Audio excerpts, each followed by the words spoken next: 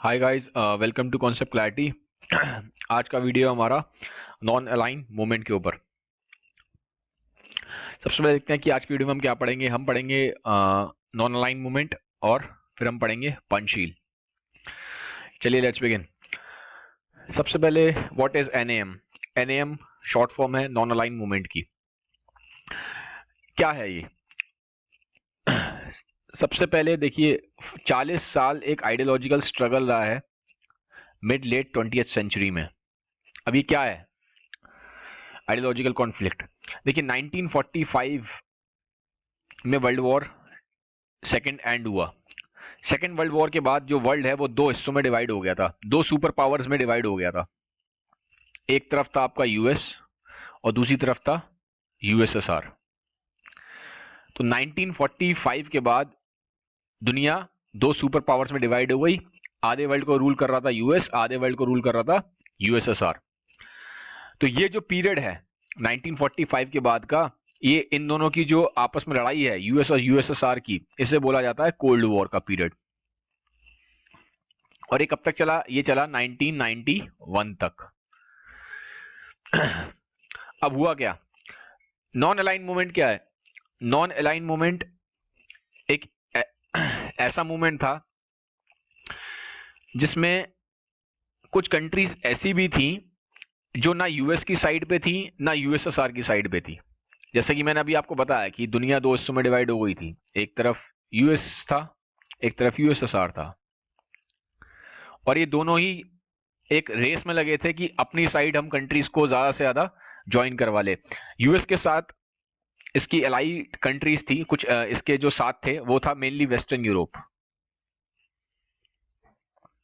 और यूएसएसआर के साथ था ईस्टर्न यूरोप। लेकिन बहुत सारी कंट्रीज और भी थी जो ना तो यूएस के साथ थी ना यूएसएसआर के साथ थी। ठीक है, और ये मेनली कंट्रीज थी डेवलपिंग कंट्रीज। ठीक है, अब ये डेवलपिंग कंट्रीज मेनली वो कंट्रीज थी जो कॉलोनीज थी, जो गुलाम रही थी। ठीक है, जैसे इंडिया था, बहुत सारे और भी एशियन कंट्रीज थे, अफ्रीकन कंट्रीज बहुत सारे थे, ये सारे के सारे कंट्री गुलाम रहे थे वेस्ट यूरोपियन कंट्रीज के। ठीक है, तो यूरोपियन कंट्रीज के ये लोग रहे थे गुलाम। और सेकेंड वर्ल्ड वॉर के बाद ये सब हो गए थे आजाद। ठीक है, बहुत सारी अफ्रीकन कंट्रीज और बहुत सारी एशियन कंट्रीज आजाद हो गई थी, इंडिया भी इनमें से एक था। अब ये जितनी भी कॉलोनीज आजाद हुई, ये सारी डेवलपिंग कंट्रीज, इन्होंने डिसाइड किया कि ना तो हम यूएस की साइड जाएंगे ना हम यूएसएसआर की साइड जाएंगे। हम लोग क्या रहेंगे? हम लोग बिल्कुल अलग रहेंगे। हम लोग क्या रहेंगे? हम लोग रहेंगे न्यूट्रल। हम लोग रहेंगे न्यूट्रल। तो यहीं से स्टार्ट हुआ था नॉन अलाइन मूवमेंट।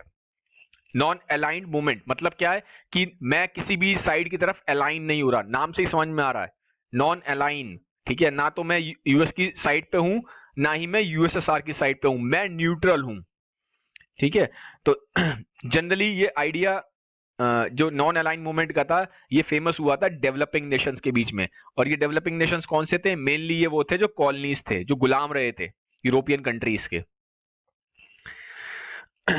अच्छा, ये मैप आप देख रहे हो, इस मैप में थोड़ा सा और क्लियर हो जाएगा जो मैंने भी आपको बताया। देखिए ये तो है आपका, जितना भी ग्रीन वाला पोर्शन है ये है आपका यूएस और यूएस के साथ जो थे। ठीक है, ये जितना भी पोर्शन है, देखिए ये यूएस है पूरा, ये वाला जो एरिया है पूरा यूएस यूएस वाला है। ठीक है, और उसके साथ ये पूरा ये आपका है वेस्टर्न यूरोप। तो इन कंट्रीज को तो बोला जाता है फर्स्ट वर्ल्ड। फिर दूसरी साइड क्या था? मैंने बोला था यूएसएसआर और ईस्टर्न यूरोप। तो ये ईस्टर्न यूरोप है और ये पूरा आपका यूएसएसआर वाला एरिया है। ठीक है, तो इन कंट्रीज को बोला जाता है सेकेंड वर्ल्ड।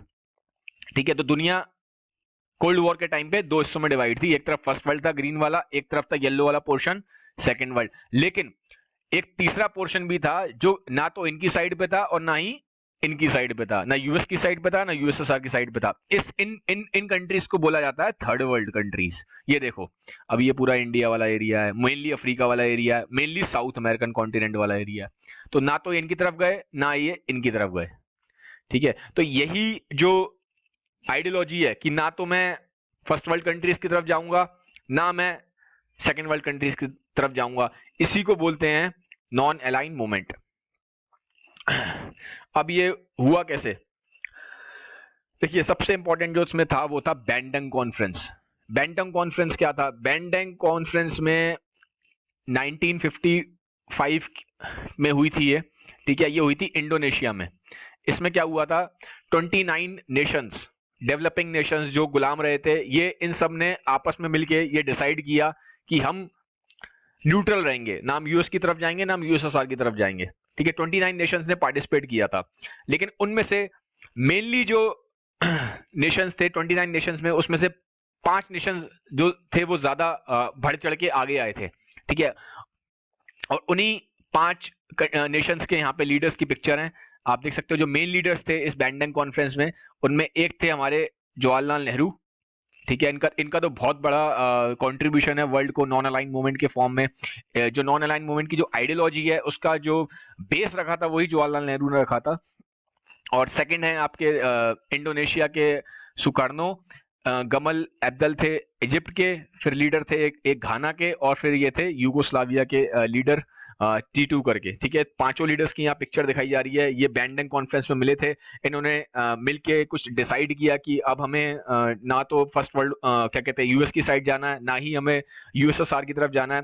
एक्चुअल में इनके अंदर एक ये डर भी था, क्योंकि अभी अभी आजाद हुए थे, इनको लगता था कि अगर हम दोबारा वेस्टर्न यूरोपियन कंट्रीज की इन्फ्लुएंस में आ जाएंगे तो कोई हम दोबारा गुलाम ना बन जाए, ठीक है। और ये इंडिपेंडेंट रहना चाहते थे, ये नहीं अब वॉर में और इन सब चीजों में उलझना चाहते थे, ठीक है। तो इसलिए बिल्कुल सेपरेट रहना चाहते थे, न्यूट्रल रहना चाहते थे। तो यहाँ पे इस आइडियोलॉजी की, नॉन अलाइन मूवमेंट की जो आइडियोलॉजी की जो सीड रखा गया था, जो उसका बिल्कुल रूट जो उसका रखा गया था, ठीक है, वो उसको वो हुआ था बैंडंग कॉन्फ्रेंस में। उसके बाद फिर जैसे कि बैंडंग कॉन्फ्रेंस 1955 में हुई थी, फिर 1961 में ऑफिशियली ये लोग सारे लीडर्स मिले, ठीक है, और इन्होंने नॉन अलाइन मूवमेंट क्या करा, स्टार्ट कर दिया, ठीक है, उसको फॉर्मेशन में लेके आए। तो ये पिक्चर है, आप देख सकते हो यहाँ पे, ये पहला इनका हुआ था जो इनकी नॉन अलाइन मूवमेंट की जो कंट्रीज हैं, इनकी कॉन्फ्रेंस हुई है। फर्स्ट टाइम ये लोग मिल रहे हैं। ये लोग मिले थे बेलग्रेड सर्बिया में, बेलग्रेड सर्बिया की कैपिटल है, ठीक है, यहाँ पे लोग मिले थे। तो ये आप पिक्चर में देख सकते हो। ये एक मैप है जिसमें दिखाया गया कि ओरिजिनल जब 1961 में ये लोग मिले बैंडंग में, तो उस टाइम पे कौन कौन सी कंट्रीज थी जो नॉन अलाइन मूवमेंट का पार्टिसिपेट करती थी। देखो उसमें इंडिया है, नेपाल है, म्यांमार है, ठीक है, श्रीलंका, इंडोनेशिया, अफ्रीकन कंट्रीज हैं, इजिप्ट है, सूडान है, यहाँ पे क्यूबा भी है, ठीक है। तो इस तरह से आप देख सकते हो ये ओरिजिनल कंट्रीज थी जो नॉन अलाइन मूवमेंट में काफी बढ़ चढ़ के आगे आई थी स्टार्टिंग में जब ये लोग मिले थे फर्स्ट टाइम पे। अभी तो नॉन अलाइन मूवमेंट बहुत बड़ा हो चुका है, बहुत सारी कंट्रीज जुड़ चुकी हैं। फिर उसके बाद अब देखते हैं इम्पैक्ट क्या था, ये नॉन अलाइन मूवमेंट है, इसका इम्पैक्ट क्या हुआ। पहली बात कि ग्लोबल कोऑपरेशन। देखो मैंने बोला ना कि उस टाइम पे दुनिया में दो जब पावर सुपर पावर्स में वर्ल्ड डिवाइड था तो आपस में कंपटीशन बहुत था, बहुत कंपटीशन था। वो कहते थे हम आगे निकल जाएं, ये कहते थे हम आगे निकल जाएं। यूएस और यूएसएसआर में एक स्पेस को लेके भी बहुत ज्यादा वो था, ठीक है। एक अगर मिसाइल यूएस ने बनाया तो यूएसएसआर भी बनाएगा, अगर एक किसी को स्पेस में यूएसएसआर ने छोड़ा तो यूएस भी इधर से अपना कुछ कोई ना कोई इंसान फिर स्पेस में भेजेगा। तो काफी हर तरीके से एक कंपटीशन था। लेकिन जो नॉन अलाइन मूवमेंट था इसने दुनिया को दिखाया कि हमें कंपटीशन नहीं करना ग्लोबल लेवल पे, हमें कोऑपरेट करना है एक दूसरे के साथ, ठीक है, लड़ाई नहीं करनी है, कोऑपरेट करना है। तो ये काफी बड़ा इंपैक्ट रहा है नॉन अलाइन मूवमेंट का। फिर एक चीज और, कोल्ड वॉर तो खत्म हो गया 1991 में, कोल्ड वॉर खत्म हो गया। 1945 से लेके कोल्ड वॉर चला था 1991 तक, ठीक है। कोल्ड वॉर खत्म हो गया 1991 में। खत्म क्यों हुआ 1991 में? क्योंकि यूएसएसआर यूएसएसआर अपने आप में ही खत्म हो गया, ठीक है। जब यूएसएसआर ही खत्म हो गया तो फिर डेफिनेटली कोल्ड वॉर को खत्म होना ही था।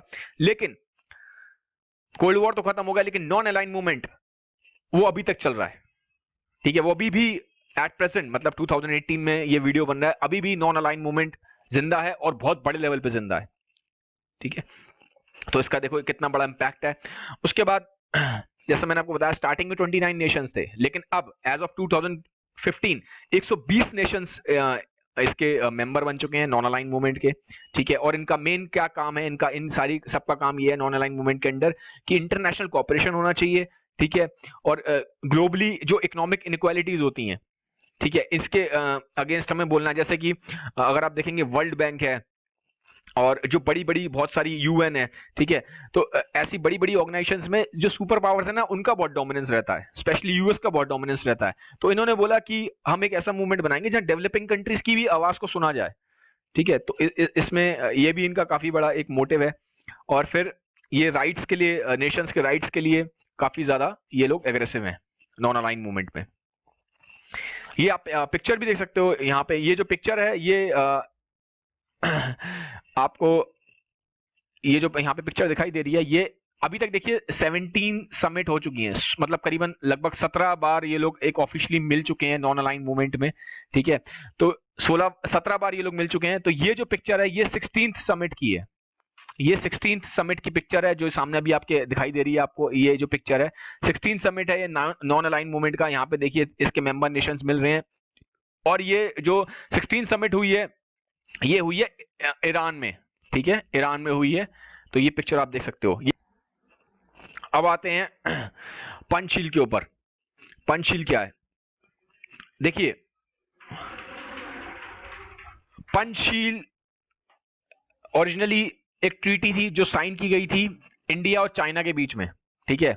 ये उस टाइम पे चाइना के लीडर थे जिनका नाम था शाऊ एनलाई करके, ठीक है। और ये उस टाइम पे इंडिया के हमारे प्राइम मिनिस्टर थे जवाहरलाल नेहरू जी।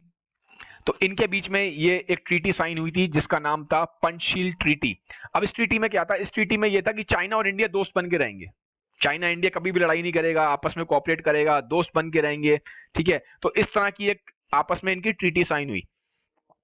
और ये जो ट्रीटी थी पंचशील ट्रीटी, ये जो आइडियोलॉजी थी, यही इसी आइडियोलॉजी को लेके एक्चुअल में जो पंचशील ट्रीटी का जो मेन क्रिएटर थे वो जवाहरलाल नेहरू जी थे, ठीक है। तो इसी आइडियोलॉजी को लेके ये खाली ऐसा नहीं कि इंडिया और चाइना के बीच में ही रही ये ट्रीटी, ओरिजिनली तो इंडिया और चाइना के बीच में साइन हुई थी, लेकिन ये जो आइडियोलॉजी थी पंचशील की, यही आगे जाके इसी आइडियोलॉजी के बेसिस पे नॉन अलाइन मूवमेंट बना था, ठीक है। अब पंचशील में था क्या, मतलब जो आपस में इनकी ट्रीटी साइन हुई इंडिया चाइना की, तो उन्होंने क्या, इनके क्या प्रिंसिपल्स थे, इनका ये था कि आपस में हम कभी भी लड़ेंगे नहीं, इंटरफेयर नहीं करेंगे, ठीक है। और आप आपस में बहुत पीसफुली रहेंगे, एक दूसरे की बहुत रिस्पेक्ट करेंगे। तो ये प्रिंसिपल्स थे पंचशील के। तो स्टार्टिंग में इंडिया और चाइना के बीच में थे, लेकिन ये इंडिया चाइना तक ही इसकी आइडियोलॉजी पंचशील की रिस्ट्रिक्ट नहीं रही। धीमे धीमे धीमे धीमे इसने बहुत सारी डेवलपिंग कंट्रीज को अपने उसमें लिया, कॉन्फिडेंस में लिया, और इसी आइडियोलॉजी के बेसिस पे जाके बाद में फिर बन गया था नॉन अलाइन मूवमेंट, ठीक है। तो जवाहरलाल नेहरू जी का ये बहुत बड़ा गिफ्ट है वर्ल्ड को, पंचशील नाम का, ठीक है। तो गाइस ये था मेरा आज का वीडियो पसंद आया तो काइंडली इस चैनल को सब्सक्राइब करें, और मेरी आपसे हम्बल रिक्वेस्ट है इस वीडियो को ज्यादा से ज्यादा स्टूडेंट्स तक शेयर करें ताकि सबको एक इजी और अच्छी इंफॉर्मेशन मिल सके। Have a nice day, bye bye, take care.